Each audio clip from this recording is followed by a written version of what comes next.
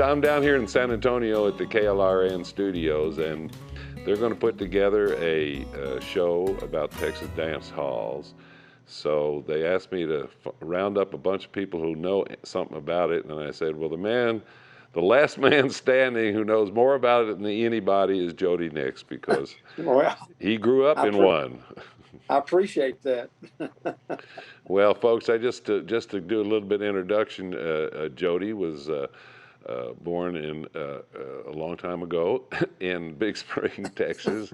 His dad, Hoyle Nix, built about the time he and I were born, built a dance hall because he had a band, but he was also a farmer and a rancher out there, and he built a dance hall that is still there today, and employed some of the greatest musicians that ever played Western swing music there, including his own self, and taught his son, Jody Nix, how to do it.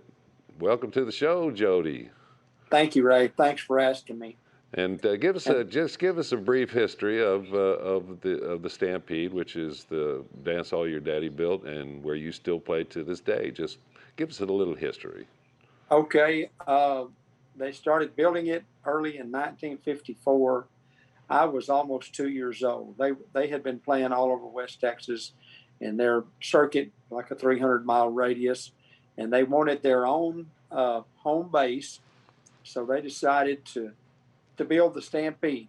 And it opened on Saturday, May the 8th, 1954. At that time, there were no tables in there, just benches around the wall.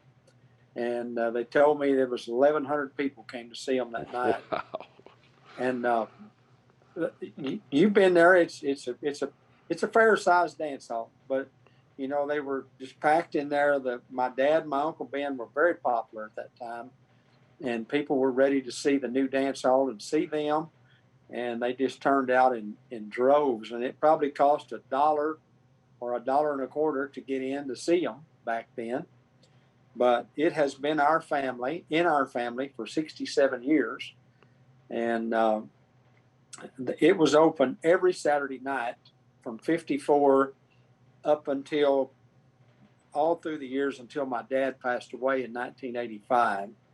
And then when I took the band and started working on my own, you know, I started going out on the road in Texas and parts of the Southwest, and I couldn't play there all the time. So it was not open anymore on a full-time basis.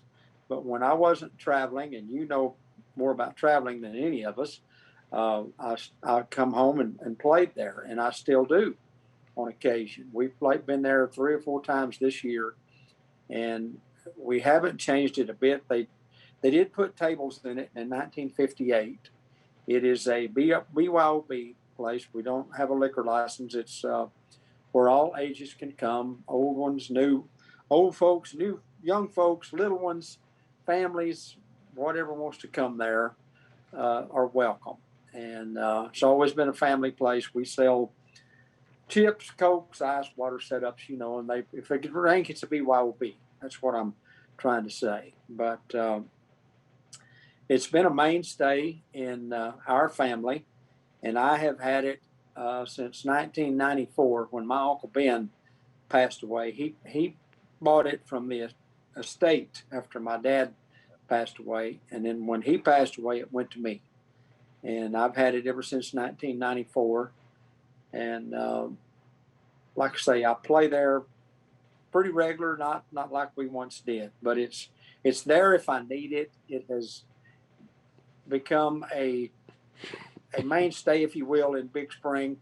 It's been featured in Texas Monthly 3 times, and a lot of pictures. And Texas Country Reporter came 3 years ago and did a story on me and the Stampede, and it was just quite an honor to have had it recognized that much.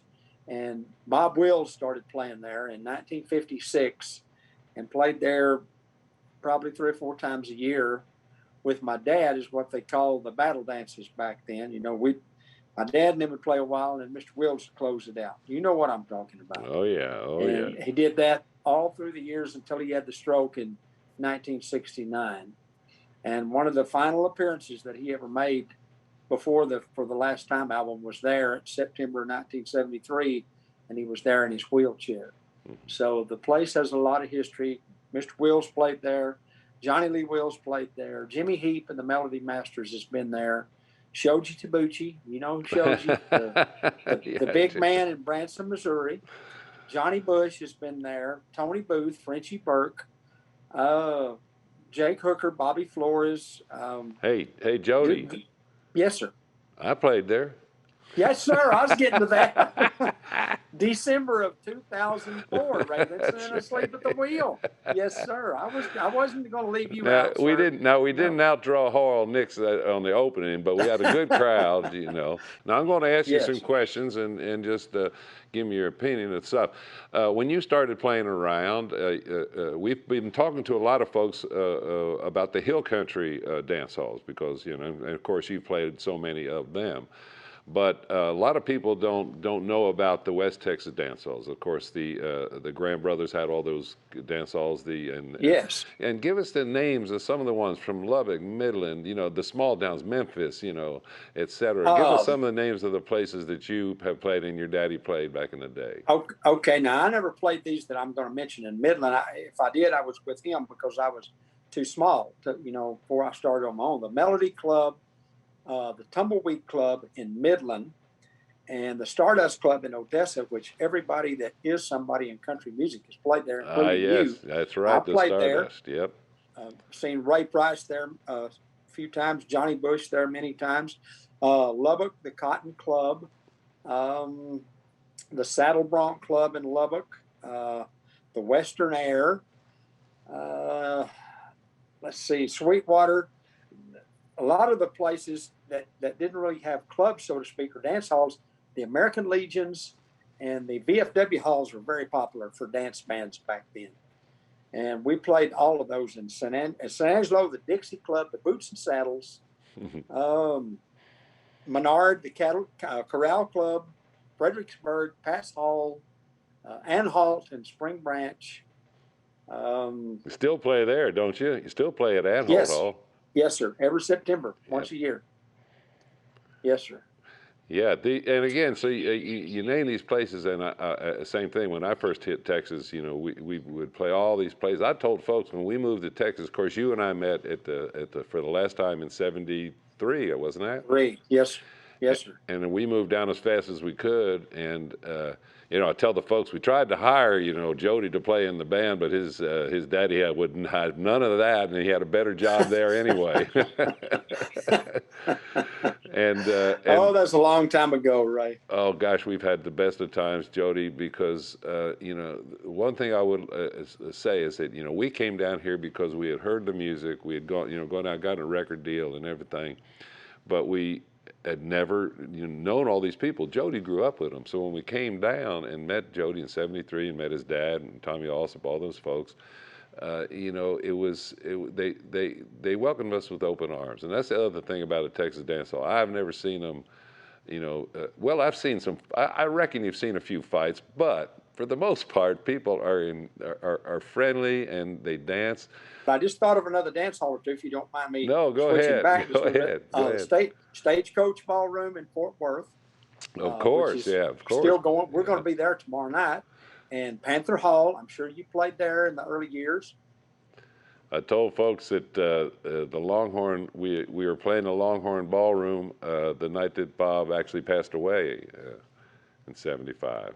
My dad used to play Paul Jones quite a bit during the week or nearly every night. And he'd say, all right, friends, it's time to Paul Jones. He said, we'll blow the whistle. And if you get a good one, stay with her. And I heard Bob Wills say one night, we're going to have a Paul Jones. Said, we'll blow the whistle and either take a hold or turn a loose, whichever the cause may be. One of the first times we played, it was in Seminole, Oklahoma at the Circle W Corral. And we walked in and we were brand new. I mean, and the guy said, you have a whistle? And we were going, what do I need a whistle for? I'm not a cop. Right. Well, what's your opinion? Right. You're more than anybody, Jody. You played these halls more than anybody, seriously. And what do you think about the future? You think that young folks are going to continue to do, the Cotton Eye Joe, two-stepping, et cetera? I hope so, Ray, and I think so. We still draw a mixed crowd, the older, the middle-aged, the younger. We still draw kids, but there is younger guys coming up that are hopefully going to swing that you and I love so much. And with that being said, probably Jake Hooker and Bobby Flores. Of course, Billy Mata he's not old, but he's up there kind of around us, and he's still playing. And Jason Roberts and Kelly Spinks, and there's a lot of guys in the area and the region that play our kind of music. And I hope that they'll keep it going. I hope you and I have several more years to keep it going too. That's my plan. Amen, brother. I appreciate the thought. And again, of course, you're a lot younger than me by a few days. And yeah, a few days. I think 1 year. Well, listen, thank you so much for joining us, and we'll send you a copy when you get this all edited. I think you'll enjoy it, and keep them dancing, Jody. Thank you, Ray. It's a pleasure to see you and a pleasure to be with you, my friend. I hope to visit, and again, I promise we're going to come up and play the Stampede one more time, by golly, I guarantee. Well, let's don't make it one time. Let's do it several times. Okay. Oh, club owner, I'll tell you, he's hard to please. I'll tell you, they're pushing. No. Thank you, Jody. We'll see Yes, y'all sir. next time. Yes, sir. Thank you, sir. Definitely. Jody Nix, ladies and gentlemen.